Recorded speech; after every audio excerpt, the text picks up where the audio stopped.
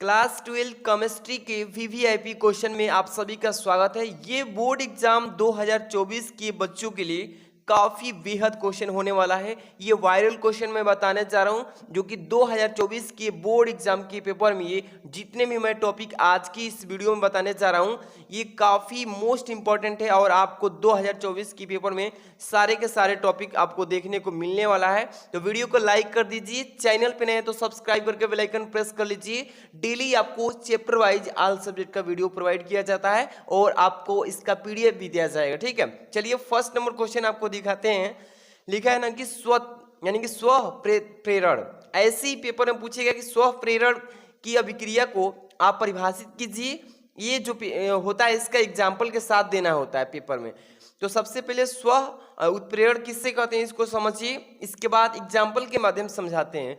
देखिए इसको पहले परिभाषित करेंगे कि ऐसी अभिक्रिया जिसमें अभिक्रिया के फलस्वरूप बना कोई पदार्थ स्वयं उत्प्रेरक का कार्य करने लगे यानी कार्य करने लगता है उसे ही स्व उत्प्रेरक कहते हैं। समझ रहे हैं ना। इसमें क्या होता है, एक चीज समझिए कि ऐसी अभिक्रिया मतलब जो हम अभिक्रिया करा रहे हैं उस अभिक्रिया में जो उसका परिणाम आएगा ना, उसका फलस्वरूप जो परिणाम आएगा वह स्वयं जो परिणाम होगा वो उत्प्रेरक का कार्य करने लगेगा। तो हम समझ जाएंगे कि ये जो क्रिया हो रही है स्व उत्प्रेरण कहलाएगी। समझ रहे हैं ना। जैसे कि एग्जाम्पल के थ्रू मैं समझा देता हूँ। जैसे एग्जाम्पल भी पेपर में लिखने के लिए बोलेगा तो एग्जाम्पल भी साथ में लिखेंगे, नहीं तो नंबर कट जाता है। जैसे कि एथिल एसीटेट के जल अपघट्य कराते हैं। जैसे कि एथिल एसीटेट के जल अपघट्य के फलस्वरूप बना एसिटिक अम्ल स्वतः उत्प्रेरक बन जाता है। जैसे कि यहाँ पे एक रिएक्शन देखिए,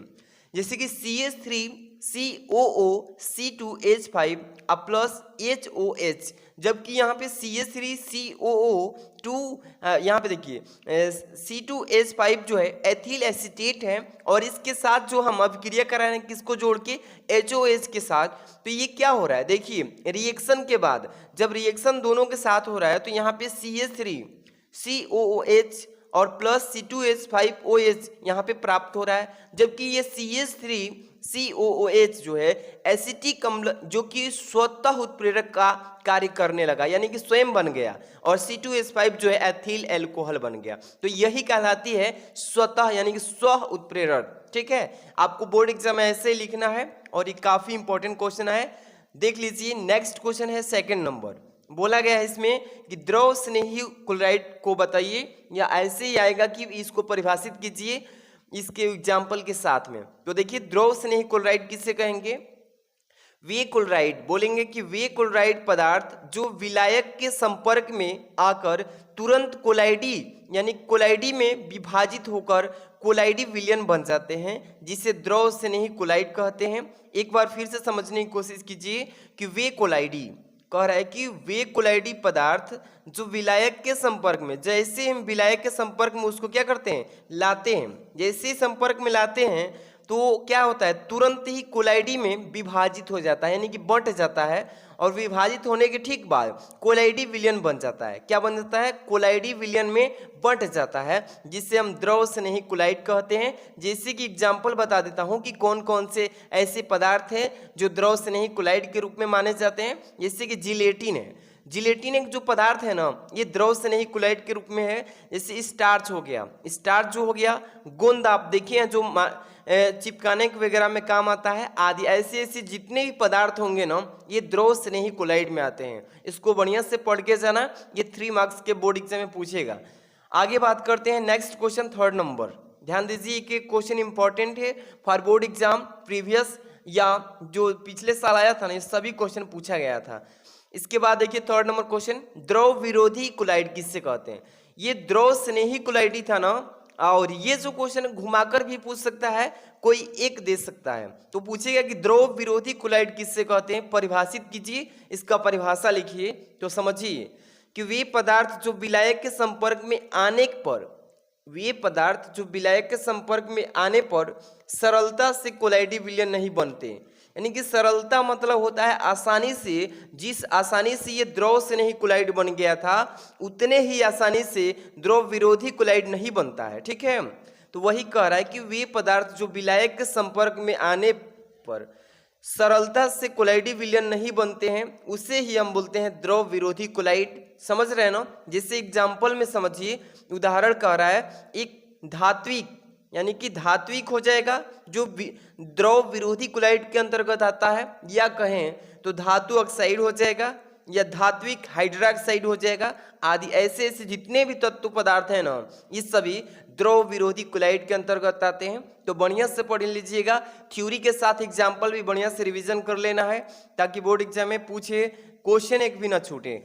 नेक्स्ट क्वेश्चन आपके सामने है 4 नंबर। क्या बोला गया इसमें 4 नंबर क्वेश्चन कि प्रगलन किससे कहते हैं? परिभाषित कीजिए कि प्रगलन किससे कहते हैं। प्रगलन का एग्जाम्पल जो रिएक्शन में होते हैं उसको बताइए। सबसे पहले देखिए, हम प्रगलन के बारे में बात करेंगे, परिभाषा इसको बताते हैं, फिर रिएक्शन बताते हैं।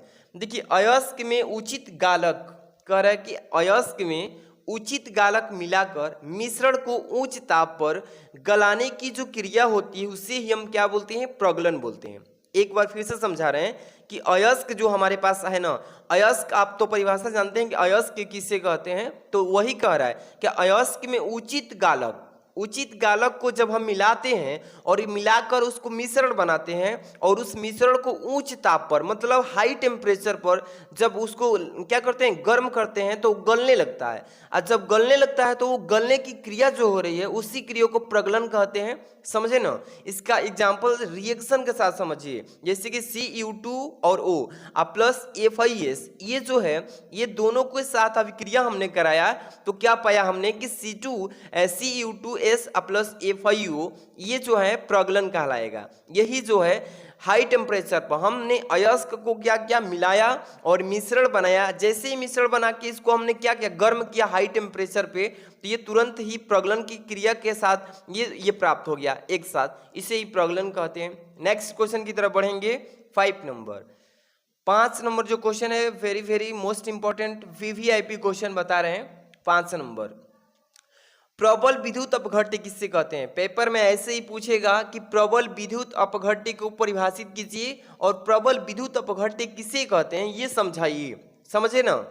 तो देखिए कि वे विद्युत अपघट्य जो जलीय विलयन में या अन्य ध्रुवीय विलायकों के साथ बने विलयन में लगभग पूर्णतः, लगभग मतलब कह रहे हैं ना कि मतलब लगभग पूर्णतः मतलब पूर्ण रूप से आयनित हो जाते हैं, उसे ही प्रबल विद्युत अपघट्य कहते हैं। समझे?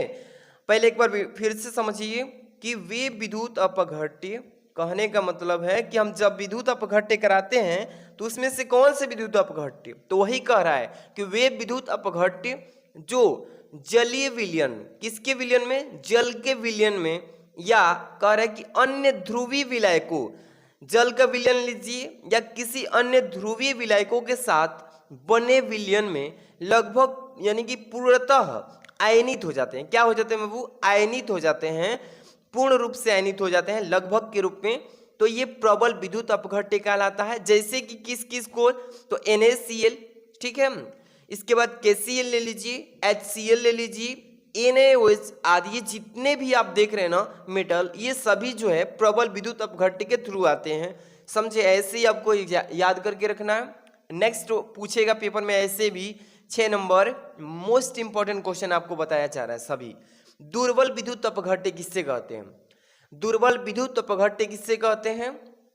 तो इसको परिभाषित करने के लिए बोलेगा तो बोलेंगे कि वे विद्युत अपघट्य, क्या बोलेंगे? कि वे विद्युत अपघट्य जिनका जलीय विलयन में या ध्रुवीय विलायकों के साथ बने विलयन में बहुत कम, कह रहा है कि विलयन में जो है बहुत कम आयनित होता है, जो आयनिन की मात्रा होगी वो बहुत कम होगी, इसे ही दुर्बल का मतलब कमजोर, ठीक है ना, दुर्बल विद्युत अपघट्य कहते हैं। समझ लीजिए, इसे ही दुर्बल अपघट्य कहते हैं, विद्युत अपघट्य। तो बढ़िया से पढ़ लेना। नेक्स्ट क्वेश्चन आपके है 7 नंबर, कह रहा है कि अभिक्रिया का वेग क्या है? पेपर में आपको पूछ सकता है कि डिफाइन कीजिए कि अभिक्रिया की वेग क्या है। तो समझिए इसको डिफिनेशन के माध्यम से कि वह दर, कह रहा है कि वह दर जिस पर समय के साथ साथ, समय भी चलेगा उसमें, तो समय के साथ साथ अभिकारक जो होगा उसमें पदार्थों का सांद्रण परिवर्तन करेगा, और जब सांद्रण में परिवर्तन होगा ना तो यही अभिक्रिया का वेग कहलाएगा। समझे ना। और जैसे कि अभिक्रिया का वेग का जो फॉर्मूला होता है, अभिक्रिया का वेग जो होता है dx/dt होता है, तो ये वाला फॉर्मूला अच्छे से रिवीजन कर लीजिए, क्योंकि न्यूमेरिकल जब आप करेंगे ना तो उस न्यूमेरिकल में इसका यूज हो सकता है। तो आप लोग एक एक डिफिनेशन को जैसे परिभाषा को तैयार कर रहे हैं तो उसके साथ उसके मात्रक जो है, उसका जो थ्योरेटिकल के साथ उसका मतलब कि फार्मूला है, सभी को अच्छे से रिवीजन करके रखना है, क्योंकि एग्जाम में आपको कैसे भी किसी भी टाइप से पूछ सकता है घुमाकर, तो आप याद रखेंगे तो आसानी से कर सकते हैं। वीडियो को लाइक कर दीजिए, चैनल पे नए हैं ऐसे ही मोस्ट इंपॉर्टेंट आपको डेली वीडियोस यहाँ पे प्रोवाइड किया जाएगा, तो वीडियो को लाइक और शेयर कर देना, चैनल को सब्सक्राइब करके बेल आइकन हिट कर लीजिएगा। नेक्स्ट वीडियो में मिलते हैं। Thanks for watching.